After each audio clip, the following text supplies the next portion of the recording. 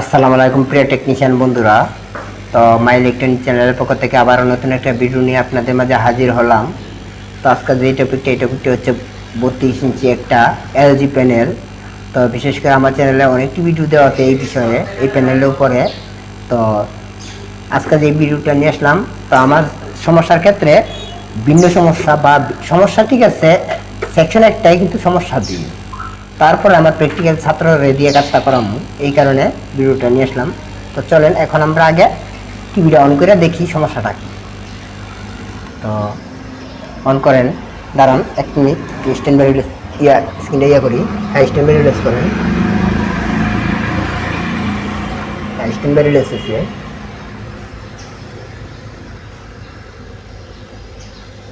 আসছে আসছে। তো প্রবলেম হচ্ছে কালার ফ্রিজিং, মানে স্ক্রিনটা মোটা মোটা হয়ে গেছে, বারটা মোটা হয়ে গেছে, প্লাস আপনার ফ্রিজিং, ছবিটা আটকে যায়। ঠিক আছে, তো কালার কোয়ালিটি ভালো না এবং কি ছবিটাও আটকে যায়। তো এই সমস্যাটা আজকে সমাধান করব। তো চলেন আমরা মূল ভিডিওতে যাই। ভিডিওতে ছোট একটা ইন্ট্রোর পরে।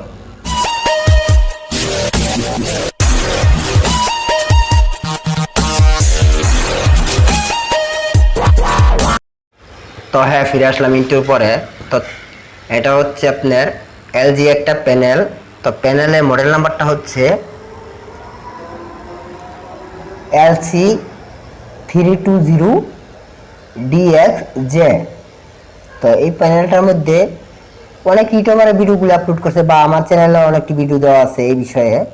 তো এই যে ইভেন আর ওডিডি দুটা কানেকশন স্ক্রিনে মার্ক দেওয়া থাকবে।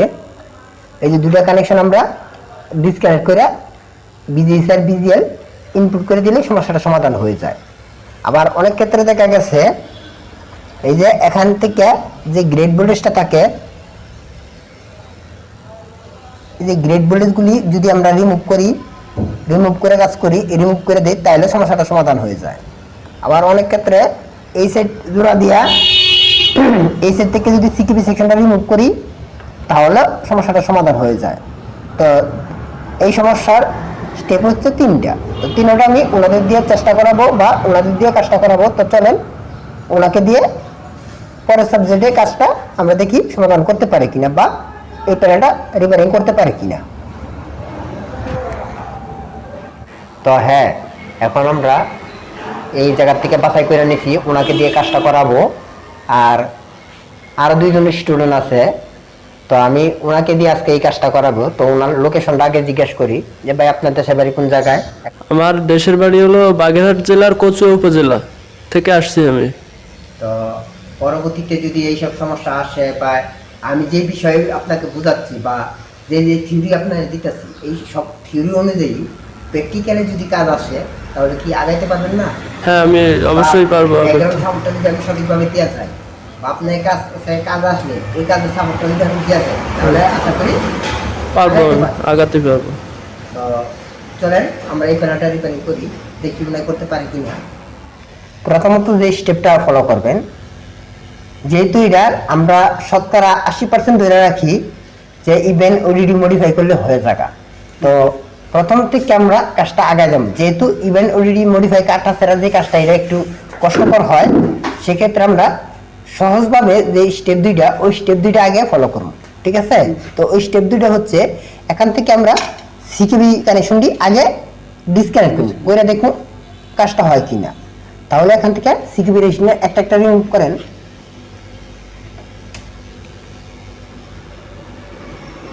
না না না, এটা হয় না, এটা প্রথমত ভিতর সাইড থেকে হ্যাঁ খুলে নেবেন।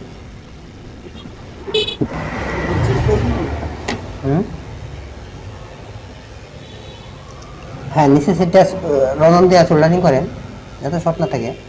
ওই জায়গায় রজন দিতে হইব না, এমনভাবে হ্যাঁ হয়। ঠিক আছে, ওকে। এখন আপনি আবার স্ট্যান্ড বাই রিলিজ করেন। সরি, স্ট্যান্ড বাই রিলিজ করা হয়েছিল, এই কাজটা কোনো সময় করবেন না। স্ট্যান্ড বাই অফ করে, টিভিটা অফ করে তারপরে কাজগুলি করবেন। ভুলবশত কিন্তু একটা অ্যাক্সিডেন্ট হয়ে যায়। এখন আপনি স্ক্রিনটা দেখেন,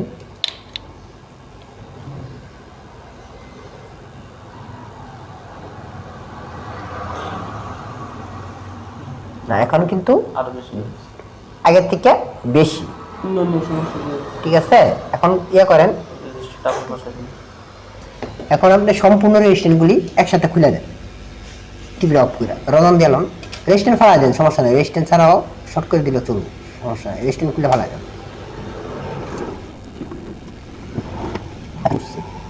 এখন আপনি আবার স্ট্যান্ড বাই রিলিজ করেন, স্ট্যান্ড বাই রিলিজ করেন, দেখি সমস্যাটা সমাধান হয়েছে কিনা। হ্যাঁ,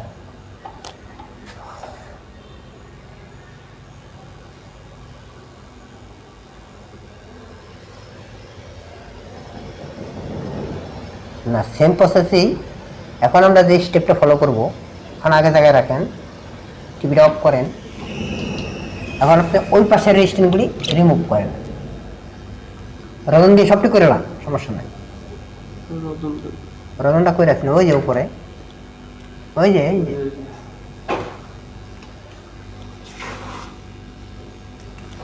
সবটি রেজিস্ট্যান্ট খুলে দেন।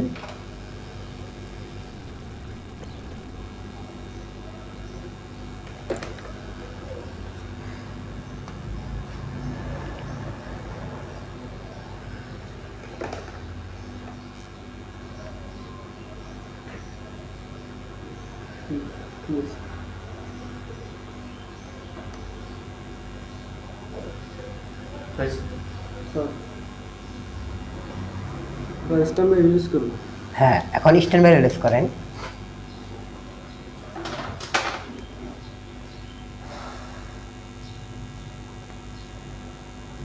এখন কিন্তু ব্ল্যাঙ্ক স্ক্রিন। ঠিক আছে, ব্ল্যাঙ্ক স্ক্রিন হওয়ার কারণটা হলো আপনি এখন টিভিটা নামান, এখন যেহেতু ওই সাইড থেকে সম্পূর্ণ রেজিস্ট্যান্ট খুলে দিচ্ছেন, এখন 6টা রেজিস্ট্যান্ট খুলছেন, এখন কিন্তু গ্লাসের দু সাইডে স্ট্যান্ড বাই করেন, টিভি স্ট্যান্ড বাই করে দেন, গ্লাসের দু সাইডটাই কিন্তু খোলা আছে, এখানে একটু গ্রাফিক্সে কিন্তু সিমটম টিভিতে নাই, যেহেতু একটা প্যানেলের মধ্যে সিটিভি সেকশনটা বা গ্রেড বোর্ডেসটা প্যানেলের যে কোনো এক সাইড থেকে খুলতে হয়, আরেক সাইড অবশ্যই লাগে, না থাকলে প্যানেলটা রানিং হবে না। সেক্ষেত্রে আমরা প্রথমত যে সেটটা খুলছি ওই সেটটা কানেকশন দিয়ে দিব, তাহলে এই কানেকশনগুলি সুন্দর করে চিকুন দিয়ে টেনে দেন। তো হ্যাঁ, আবার স্ক্রিনে ফিরে আসলাম, তো এই যে এই সেটটা সম্পূর্ণ কানেকশন টানা হয়েছে, এখন আমরা আবার স্ট্যান্ড বাই রিলিজ করে দেখবো সমস্যাটা সমাধান হয়েছে কিনা। স্ট্যান্ড বাই রিলিজ করেন, স্ট্যান্ড বাই রিলিজ হয়েছে, এখন আমরা দেখবো স্ক্রিনটা।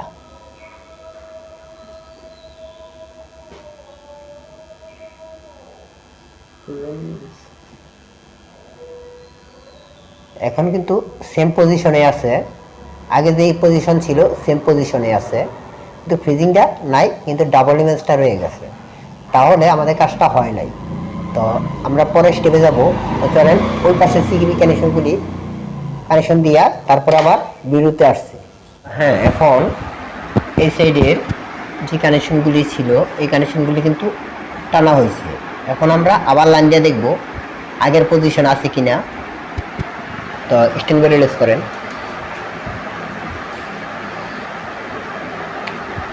হ্যাঁ স্ট্যান্ড বাই রিলিজ করা হয়েছে,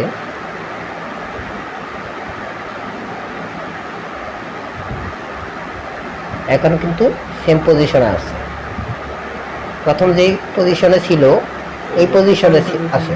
তো এখানে কিন্তু আরেকটা প্রবলেমও আছে, প্রবলেমটা হলো দেখেন স্ক্রিনটা কত মোটা মোটা হয়ে গেছে, মানে যে সুতাটা পরে ওই সুতাটা কিন্তু একদম মোটা হয়ে গেছে। অ্যাকচুয়ালি যখন ওই পাশে কানেকশনটি সুতানো ছিল তখন কিন্তু ওই সুতাগুলি ছিল না, তাহলে প্রথমত আমরা ইভেন আর ওডিডি মডিফাই করবো, করার পরে যদি এই সুতাটা থাকে তাহলে আমরা ওই জায়গা থেকে সিকেবি কানেকশন দুইটা সুতাই দিব, সুতা দিলে আশা করি সমস্যাটা সমাধান হয়ে যাবে।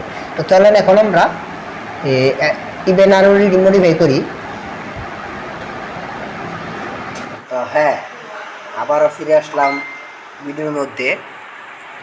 তো বিশেষ করে এই প্যানেলটা ওই টিভির মাঝে রাখা কাজ করাটা খুব প্রবলেম হয়েছিল, সেক্ষেত্রে আমি টিকনটা খুলে বা প্যানেলটা খুলে লাইটিং টেবিলে নিয়ে আসছি। তো মূলত সমস্যা ছিল ইভেন আর ওডিডির। তো এখান থেকে বিজিএস আর বিজিএল দুইটা কানেকশন নিয়ে সরাসরি এফএফসি কেবলের জায়গায় আমি যে জায়গায় ইভেন আর ওডিডি দুইটা কানেকশন আমি ডিসকানেক্ট করছি, করার পরে টিকন বোর্ড থেকে বিজিএস আর বিজেল নিয়ে এই জায়গায় কানেক্ট করাইছি। তো ওই জায়গায় কানেক্ট করার পরে সমস্যাটা সমাধান হয়েছে, কিন্তু প্রথমত আমরা চেক করলাম এই যে এই সাইডের সিকেবি সেকশনটা, তো এই সেকশনে আমি সমস্যা পাই নাই। তারপরে এই সাইডে সিকেবি সেকশনটা, তারপরে এই সাইডে সমস্যা পাই নাই।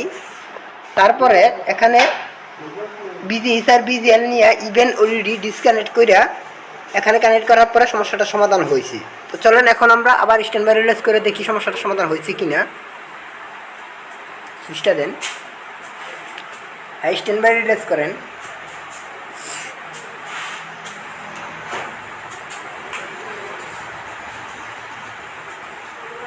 স্ট্যান্ড বাই রিলেজ হয়েছে।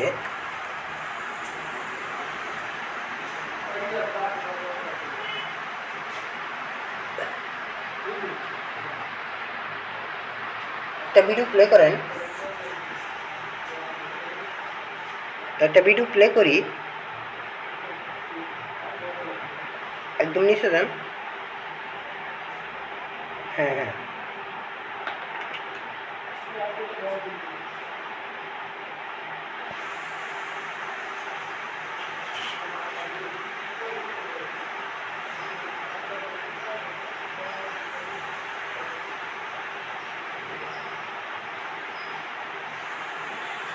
তো এখানে কিন্তু ফ্রিজিং সমস্যা টান নাই। তো মাঝখানে যে দাগটা দেখা যাইতেছে এই দাগটা হচ্ছে গ্লাসটা ফাটা, এই কারণে মাঝখানে কস্টেপ মারা, এই কারণে দাগটা এমনভাবে দেখা যাইতেছে। তো এই গ্লাস ফাটার কারণে বা ভিতরে যে লাইটিং টেবিলের মধ্যে যেই পেপারটা দেওয়া আছে এই পেপারের কারণে মাঝখানে এমন দেখা যাচ্ছে, কিন্তু অ্যাকচুয়ালি প্যানেল কিন্তু রানিং আছে বা কোনো সমস্যা নেই। তো এখন কিন্তু আর ফ্রিজিংটা হয় না।